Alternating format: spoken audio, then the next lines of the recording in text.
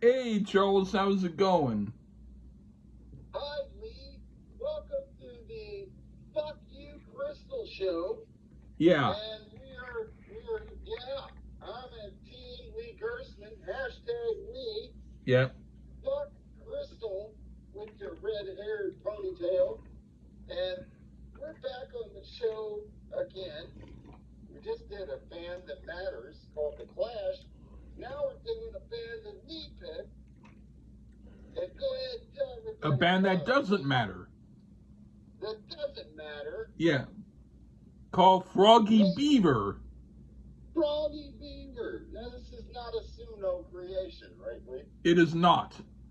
It's not. So, Crystal, chill out. Chill out over there.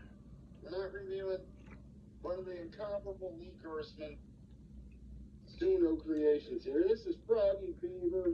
What year was this out? Oh, this was An idea, ballpark? approximately 1970. Maybe it was recorded from either around 69 or 70, or but it was considered to be like um like maybe 71, either Okay. 69, 70, or 71. I'm going to say probably 1970, and they're from Omaha, Nebraska. Nebraska? Yeah, Not a lot of bands come out of Nebraska. yeah.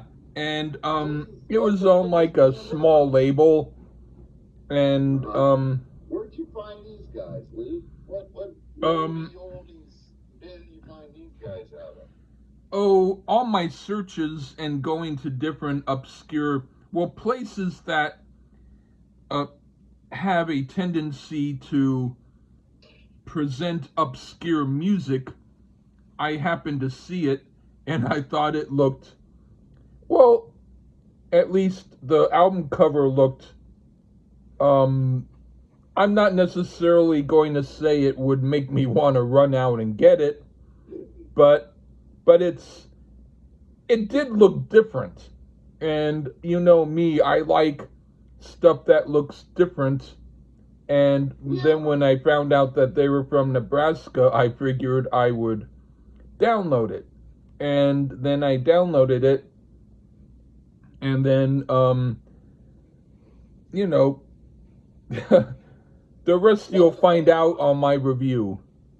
But you didn't buy it like at the 10-cent bin. No, Or no, whatever. You just kind of, okay. So, not necessarily something you got with in the moment. no. It Something it you found later on. it's something that if it had been out in a record store, it would probably be a re-release on some 180-gram vinyl for $50, and I wouldn't have bought that for anything. There's no way this would sell for $50. Oops. Okay. Maybe I gave away too much. I don't know. Uh, I do get some vibes of another Lee's favorite group. Well, not his favorite. I mean, that was Right Said Fred. I'm joking. I am teasing. I mean, no, it's shades of another group to me, but shades of many other groups to me, and now I'm very confused because this came out in like, let's just say late 60s, early 70s. Yeah. That's fair. You know, we don't know exactly the year. You incomparable nerd fans out there, Discogs it. You'll find it. So tell us in the comments and leave a like and subscribe to the Great Lee Carson Show. You're welcome, Lee. Yeah. But I knew nothing about Froggie Beaver. As a matter of fact, they called him Furry Beaver offline, and that's probably not right. It's Froggie Beaver out of Nebraska. I didn't know that. I think they're the only band out of Nebraska. So let's get into it. Okay. Froggie Beavers. How about you start with this?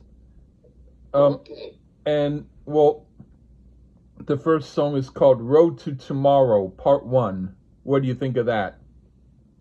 Well, I love the guitar tone here. You know what it reminds me of, Lee? It's the tone that Paul Stanley had on the beginning of "Tonight You Belong to Me." You like that song, Lee?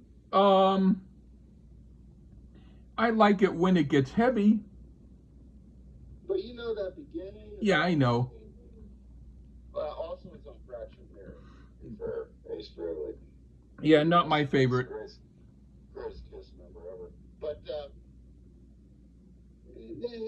it has that Paul Stanley tone there, and then it gets all otherworldly type of feel. Unfortunately, it cuts off too quick. I quite liked it, actually. It's just like 30 seconds, though. It's just like here and gone. Yeah.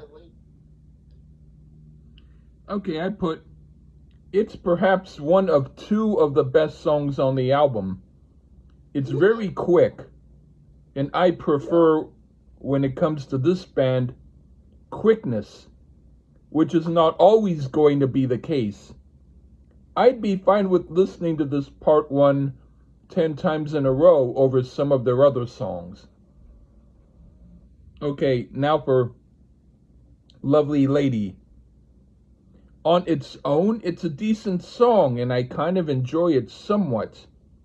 But it has a little bit of what would mar the album shortly after, with some of the slow parts that don't sound too great to my liking. But this song is okay. I could hear it and enjoy it if it was on a mix list with other groups. And this was the only song by Froggie Beaver on it. What do you think? Wow, there's some hi-hat-ism. Like a hi-hat gasm there when we open this one up. This is some interesting use of a wah-wah pedal in this number. The feel of the chorus is reminiscent of Roger Waters a bit in his work. Excellent organ solo here. I mean, you weren't as glowing as I thought, because I was like, and I also didn't know, I thought this was something in your DNA from back in the day, because I was like, I hear some influence on Lee Gerstmann here. Huh. Maybe not. Yeah, not. I think in the organ work a little, but okay. But I thought it was a cool track. I didn't hate Lovely Lady. Okay. Yeah, okay. What do you think of Buy Back My Life? Pretty hippie-fied here. Not sure what that odd percussion is. Are they beating on a beer keg? I guess. Not. Iowa's not far away from Nebraska. Maybe Clown from Slipknot heard this shit. It's like, I'm going to beat on a beer keg. Yeah. They sure like some percussion, the Beavs here. I mean, musically it's okay, but not quite as good as Old Lovely Lady. And I really don't like that beer keg smashing on this number. It just kills it for me. Yeah. I put, this is like if the Mamas and the Papas did progressive rock. It's fine, but it's also a little bit common for my taste. I prefer other stuff. And now for You know that beer keg smashing sound, right? Oh. It's like, just so annoying. It's like, what are they doing? I'll have to, not that I want to hear the song again, but I might just to listen for that. But anyway, the next song is Come to Believe. Okay, this is perhaps the best song on this album. Again, this album. On any other album, it might be the worst. But at least melodically, it was less likely to put me to sleep than some of the other songs. What do you think? I'm glad you clarified on this album. I really am, because we get our first serious ballad moment here. And of course, percussion is all over the place. I do think the Moody Blues does this style a bit better. Yeah.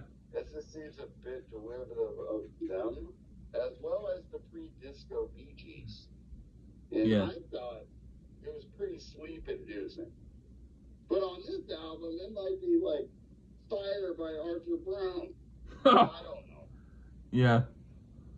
Anyway, what do you think of Away From Home? I mean, what do we need at this point, lady? I mean, I know the folks at home, they've heard this album like us, and someone's going to say, what do we need at this point, you may ask? A 9-minute plus song. Buckle up. Definitely in that long psychedelic feel. But we get that killer Paul Stanley tone again at points here. I like that. I do like that. I mean, but Pink Floyd would do this style better, but it's not a bad facsimile of this style. But now that these guys were doing this before, you know, like Wish You Were Here, Dark Side of the Moon, Animals, Pink Floyd, maybe Roger Waters ripped these dudes off. Maybe he was in Nebraska and heard this album. It was like, they're onto something here. But it's an okay song, but god damn it, it's so long. If you don't have weed, I don't know how you survive it. And I didn't. And it was damn near killed me. All right, I put, if this was a 2-minute song, I could deal with it and like it somewhat. For 9 minutes plus, no way. A chore to hear and not a productive chore. Okay, now for Just For You. If this song was just for me, I'd say no thank you. Horribly dull crap. Can't stand it. What do you think? Well, there's that fucking guitar tone. Are we sure that Paul Stanley, he would have been Stanley Eisen right now? Are we sure he didn't play on this? Maybe he did. Maybe he slid out there and played on this epic album by the Froggie Beavers. Very schmaltzy, gooey ballad here. And not particularly well sung. But musically, it's okay for a limp ballad. Like a limp, just milquetoast ballad. But I mean, musically, it's okay. You know what this needed, though, was the Neil Diamond treatment. I think Neil Diamond could have made something out of this. If you like Neil Diamond. Yeah, I mostly don't. Yeah, me neither. But if you like him, he could have done something with this. Yeah, and I definitely wouldn't hear it. But And we won't listen on the show. Yeah. But go ahead. All right. What do you think of the last song, Road to Tomorrow Part 2? Well, we close with this bookend from the Part 1, which I could swear Pink Floyd did this style. I think they did many times. So who's the imposter? Is it Froggie, Beaver, or the Floyd? A bit more distorted take on this instrumental. Overall, this album is a pass, but at least it ain't fucking Nantucket again. Go ahead, Lee. Yeah, I don't like it at all. Part 1 was fine and Part 2 is junk. And I will say that I would actually rather hear a Nantucket album again before I hear this again. I probably would too, because it would be at least funny. Like, yeah. This wasn't funny. I don't know what these guys were doing. Yeah. But I will send my thoughts and prayers to Nebraska. But this is the best you can come up with, folks. Really. Just stick to corn. Yeah. Just stick to corn. Don't worry about music, because this wasn't the worst album we've ever done on the Versus Show. True. But it's close. It's near. It's down there. Yeah. Down there in the bottom of the barrel. It's great, but yeah. at first I almost wanted to compare it to Jody Grind, but Jody Grind would be like the Beatles compared to this. Oh, I like the Jody Grind album. I know, and I don't necessarily hate it either, but not everybody else would love it on the planet. But if they heard this and then heard Jody Grind, they would see and hear the brilliance in Jody Grind. I can understand that. Yes. So, Yeah. This is the Not Great Quicksilver Messenger album. Yeah. Land. And I happen to hear, because on apparently the re-release, they had like a single, and they had about 3 or 4 songs that were like left off, that were like outtakes that weren't on the album, and I heard a couple of them and they were better. Like they decided to not use their good stuff on here. Well, that's an interesting technique, put the worst versions on your album. That's a really good idea. But with all due respect, if anybody's alive from the Froggie Beavers, we don't mean no disrespect. At least we reviewed your album. Somebody out there. Yeah. Don't be somebody that's living in Lincoln, Nebraska. It's like, did anybody review the only band we've ever had, Froggie Beaver? And we did. So Yeah. And if you love it, folks, love it. But I would say run away. Yeah. Run away. Yeah. Or just listen to Moody Blues and Pink Floyd. You'll be better off. Yeah.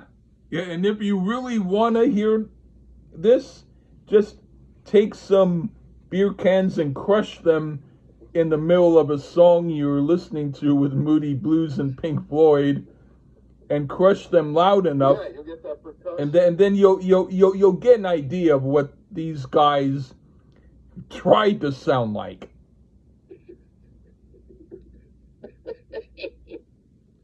All right. Either way, it was still a fun listen. So Okay. thanks for having me back, Lee. Thank you again. Okay, take care, everyone. Bye-bye.